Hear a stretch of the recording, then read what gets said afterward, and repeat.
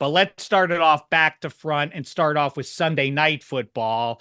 Another big one between these two teams. And I used to always talk about how the Chargers get or play the best consistently against the mighty Chiefs. That's so than it's been over the last couple of years. The Chargers haven't really done as good a job against KC. In this one, the Chiefs are laying for the total is 42.5. I say Chiefs get it 27-26. If there's one thing we have learned over and over and over and over and over again, the Chiefs usually win, but never cover at home, whether it's against the Raiders or anybody else. The Chiefs D isn't the best. I mean, a month ago, that was the talk was KC. The reason they're going to get to the Super Bowl again is because of the strength of the defense. It's not the best in the division. And by the way, it's not the second best in the division, at least in terms of scoring. The Broncos and Chargers are ahead of them there. I do think the Chiefs understand where we are on the schedule. It's time to turn it up a little bit. So I think they survive and get the win. Hench, how say you?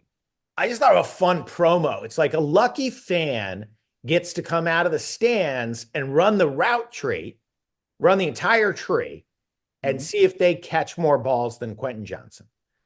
I'm guessing they would. I'm guessing most mailmen, people who work at a deli, like this guy, it's so weird. Like, hey, Butterfingers, what do you do for a living? I'm a professional wide receiver. Whoa, that's a shocker. But I say, the Chiefs' most common result is win and don't cover, win and don't cover, win and don't cover. Like it's like Raiders, Panthers. These are garbage teams. They're not even coming close to covering. They're like, what's the least we need to do to win the game? Not cover. This week, I say it can't always fall between the number. Like this week, they're going to cover or they're going to lose. And I'm picking lose. I think the Chargers win this game outright, 23-20. The Chiefs, they don't have the third lowest point differential in the NFL. They don't have the third lowest point differential in the AFC. They've got the third lowest point differential in their division. Like they are third in point differential behind the Chargers and the Broncos. I know we're all waiting for them to turn it up in January, but they're just not very good. And I think the Chargers are pretty solid. Obviously, the Dobbins thing really hurts, but I do think Herbert gets this one, 23-20. And just to say one more time, it all is about KC or Buffalo with that number one seed and what that means to either team that has one fewer game and both and everything running through their hometown and all of that. If the Chiefs understanding where they are and how close we're now getting to the end of the regular season can't take care of business against a good Chargers team in Arrowhead, then I think that'll be enough for me to finally say, okay, maybe the Chiefs aren't going to get it done this year. Because if the Bills jump them and get that number one seed, I think they do become the favorite to get to the Super Bowl in the AFC. Spaghetti, how say you? Yeah, so weather won't be a factor in this game, which is the first thing I looked at. But what will be a factor is Sunday night game on NBC. We all know the Collinsworth love affair with Patrick Mahomes. I'm not going to start playing into conspiracies, but we all know what happens in primetime games when the Chiefs are playing. If I'm the Chargers or a Chargers fan, I'm petrified of that. I don't love, Hench, you mentioned the Dobbins injury. They really became this one-dimensional team that's just forcing the ball to Lad McConkey. And I think we kind of saw that with their point production versus Atlanta. The Chiefs even still is top 10 in points allowed here. So I just think they'll adjust properly, make sure that McConkey does not beat them. And I just think Sunday night, Patrick Mahomes playing this is a Chiefs game. They're going to win. I actually don't think the only other loss I could see the Chiefs having may be to not your Steelers, Shek, my Steelers and Hench's Steelers, I think later on Christmas Day. So I actually am going to have the Chiefs winning this game and they're going to cover. Hey, listen, I'm more than happy to be wrong about the Steelers if it means the Steelers are better than I expected. Next up, let's go to the other side of the Keystone State, where the Eagles are playing host to the Carolina Panthers, who, if you haven't been paying attention, ain't half bad of late, thanks in part to Bryce Young. This number caught my eye. At the time of this recording, the Eagles are laying 12.5. And like I say, the Panthers are coming on, which makes you wonder if it had been the previous incarnation of Carolina, what this number might have been. 46 is your total. I say the Eagles win. Maybe this is a theme for the week here. Win but don't cover. 28-21, Philly gets it. Bryce Young goes over 250 pass yards, and the payout is plus 380. He's gotten over 260 in his last two games. That's what you call a trend. So I like that. If you want a sort of fun bet, I think part of the margin of victory here is that Carolina's feeling good about itself. I think they slip up somewhere on offense and allow a defensive touchdown to Philly. The payout there is plus 425. Hench, how say you? Right there in your garage. I think the Eagles win, but don't cover. I've got it 33-24. I also think that, that was such a big game, such a statement game for the Eagles last week against the Ravens. Just seems like not easy to get up for the Panthers this week. I mean, they're then good. They get Pittsburgh next, and they get Pittsburgh next week for what that matters. This is the hammock game. So I think 12.5 is too much. I agree 100% with your analysis. Spaghetti.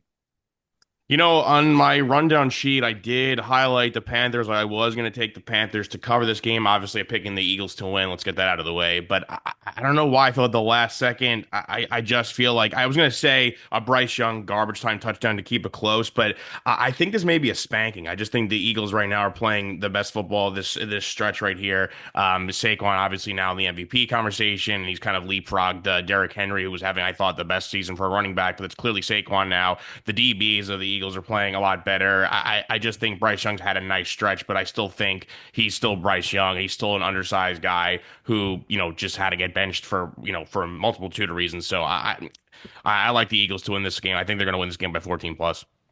I mean, it's all Saquon's chasing that MVP. I wonder how much Sirianni and the rest of the team cares about that, because they want Saquon nice and fresh as possible for the playoffs. And they also want that number one seed, which, depending on Thursday night's result, by the way, I'm going to say it here, and I'll look silly if I'm wrong. I think the Packers win on Thursday Night Football. We're recording on Thursday before that game. Jets and the Dolphins, no reason for this one to be entertaining, except that the Jets and Dolphins have often played entertaining games against one another. No matter the record in this one, Miami is laying 6, total is 45. I think the Dolphins get this one in an unexpected fun game, 34-31. Aaron Rodgers, he's going to throw 2 touchdown passes for you, and things have become so dire for you. It's so unexpected that the payout is plus 165 if he does that. That's a shame. Now, devil may care. No pressure at this point, or relatively no pressure on him. Now he lets his freak flag fly. Hench, how say you? Right there, Dolphins win, but don't cover. 27-24, backdoor cover with the Devontae Adams touchdown at the end. The number just seems a little big for the Dolphins at this point. I mean, I'm delighted, obviously, that the Jets are not just terrible, but the organization has been gutted by Aaron Rodgers. He has, Joe Douglas was a magician, like gone. Saleh, maybe not the guy, but like gone. Like, just Woody Johnson's running the team. It's such a delicious disaster. And I don't know what you cannot saddle up with this guy again next year. I mean, what are they going to do? Not who are they going to draft? It's not a simple purge. And is he going to, I mean, you saw what happened with Jordan Love, and he's in a different stage of his career. But if you draft somebody underneath him, like, teach him how to do it. Do you get the sense Aaron's going to be cool with that? I don't. Also, I was watching Mike Greenberg today, who he dove in. He didn't check if there was water in the pool. He just dove right in when Aaron Rodgers got there. And then, even after the Achilles injury, was ready to jump in all over again this summertime. And now, given the results, I saw him talking to other grown-up people on TV about it and saying, like, what could you do? Aaron got old. That's not his fault. And he tore his Achilles, and that's the worst injury an athlete can suffer. And I'm like, I think you can get worse injuries than that playing sports, and I can cite any number of examples for you. But you knew he had a torn Achilles, and you knew he was old before the season. You were still all in on him. What gives with that, man? You knew he was off in Egypt.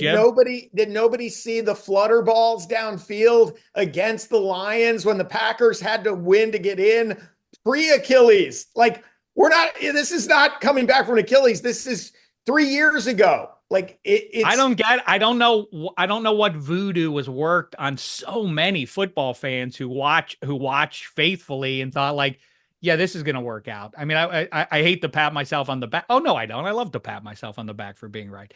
Eddie Spaghetti, how say you? Well, I'm going to get pushback. I've kind of cooled off my Rodgers defense because he hasn't played Sucks because he spectacularly. sucks. But I disagree that he sucks. I think that if their defense play they did last year and they had a healthy kicker for some games, their record's a lot different. And I think also a big thing that we're not forgetting about, like, they had Breece Hall and they bring in the bruiser Braylon Allen they draft, and they're near the bottom of the league in rushing yards. And I just think Ulbrich is not clearly cut out for being a head coach. They have the most amount of penalties on fourth down stops in the league. They have like five, and then they had two of them in the game last week versus the Seahawks. It's just a sloppy team. It's a collection of very talented players who just don't really mesh well. And I don't think Saleh was the answer as head coach either. So I think there's a multitude of problems with this team. The Jets lost, I think, out of their, 9 losses? Six of their losses have come with one score. So I think in this game, I am going to take the Dolphins to win this game. I will have the Jets covering here. And, I think Rodgers plays fine, but the Jets just don't have the magic for whatever reason.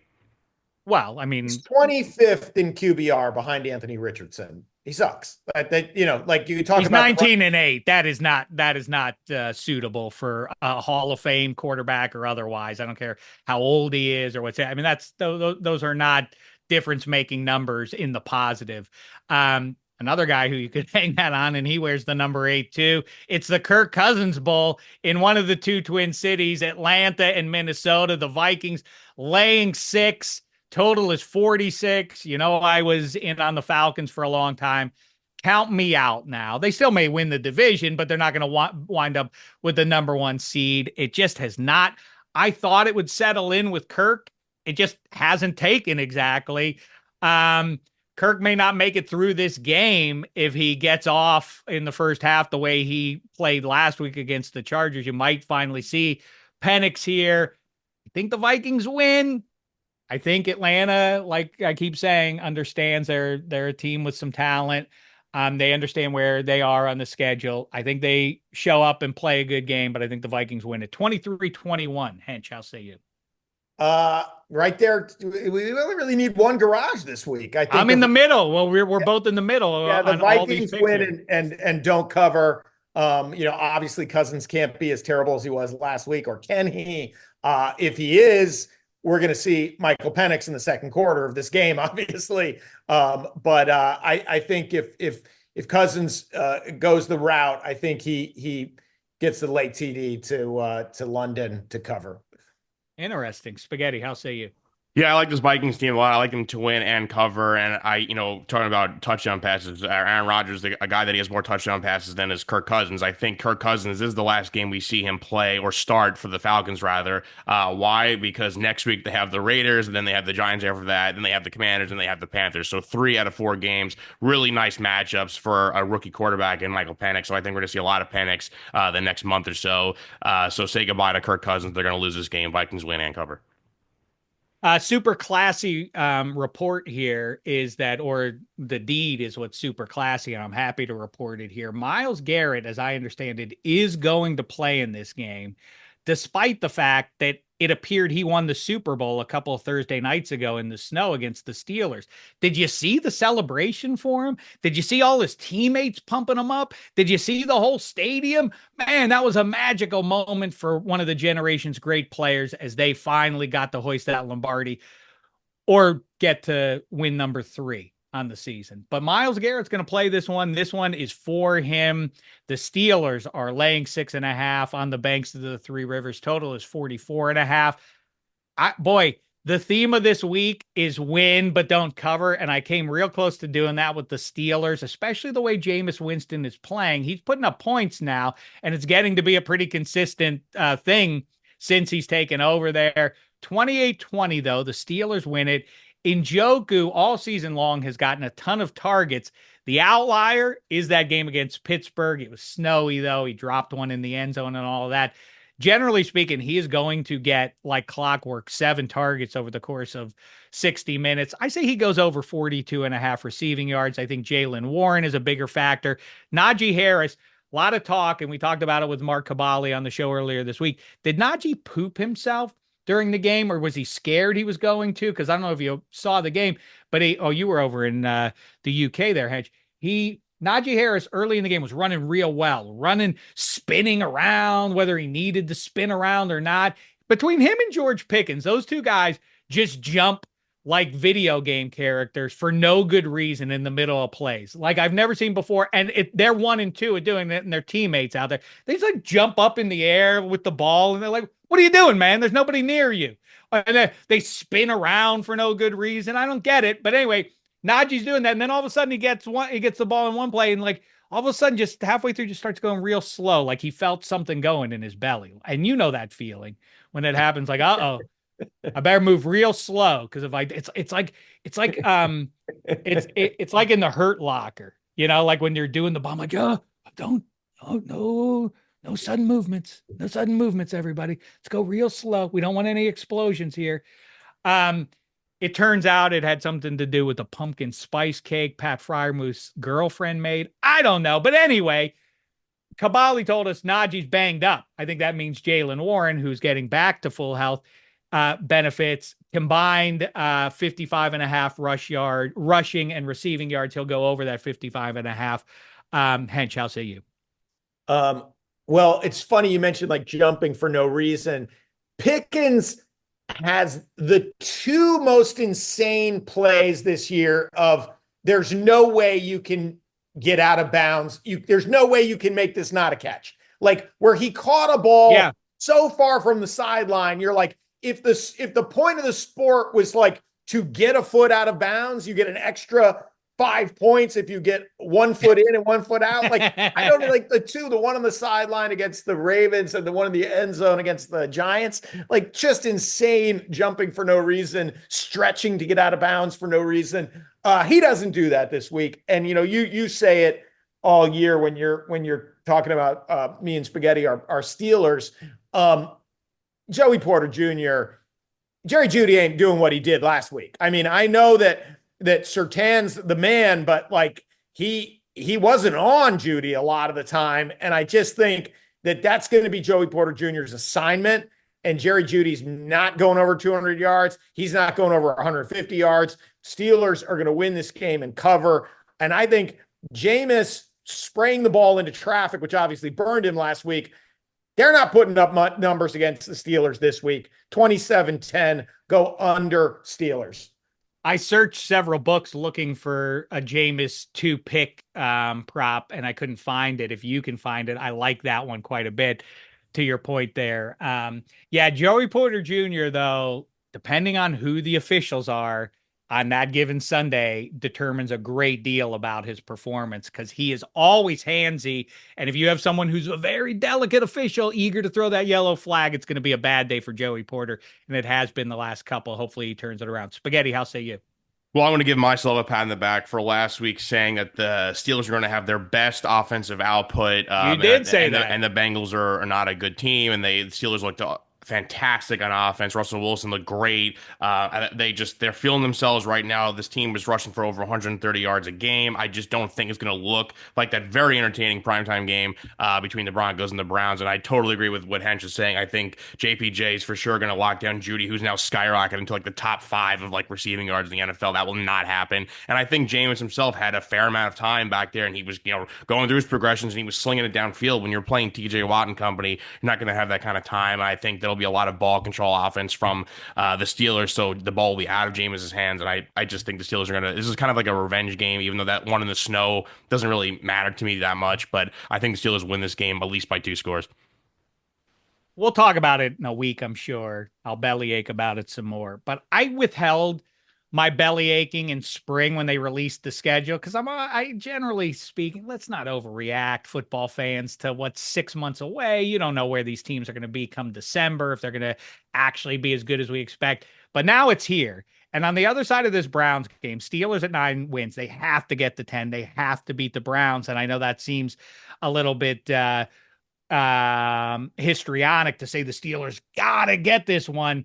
At 9 wins, they seem safely in the playoffs, but there is a path to them really struggling to make the postseason if the Colts were to get on a heater.